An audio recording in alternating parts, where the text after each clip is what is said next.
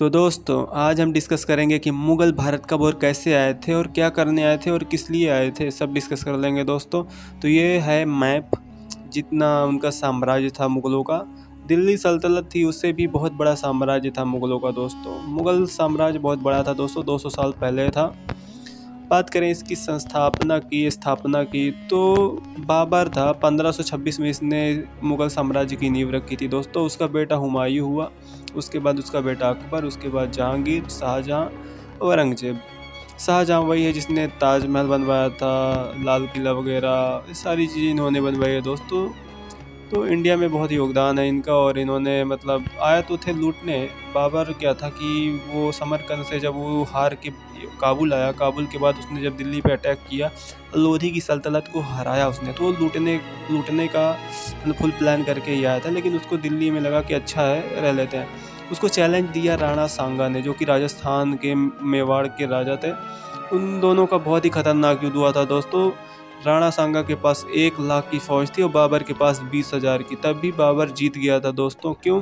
क्योंकि उसके पास टेक्नोलॉजी थी दोस्तों, उसके पास तोपें थी, और राणा सांगा के पास उनके पास सिर्फ भाले थे, जिसकी वजह से बाबर जीत गया था और राणा सांगा मर गए थे दोस्तों। पानीपत का फर्स्ट युद्ध हुआ था, फर्स्ट वॉर इसे बोलते हैं, जिसमें मुग़ल साम्राज्य या फिर उसकी स्थापना हुई और बाबर जीत गया था।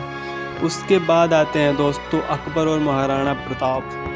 महाराणा प्रताप राणा सांगा के ही पोते थे और अकबर भी बाबर का पोता था। दोनों के पोते पोते आपस में लड़ते हैं। महान तो मैं मानता हूँ राणा सांगा का जो ये पोते थे, महाराणा प्रताप बेस्ट भाई, अच्छे वॉरियर थे, बट जीता तो भाई अकबर था। और यहाँ पे बात करें अगली लड़ाई की, तो ये तो भाई शिवाजी और औरंगजेब, बहुत खतरनाक फाइटिंग युद्ध बोल सकते हैं, मतलब नाम फेमस है दोनों का।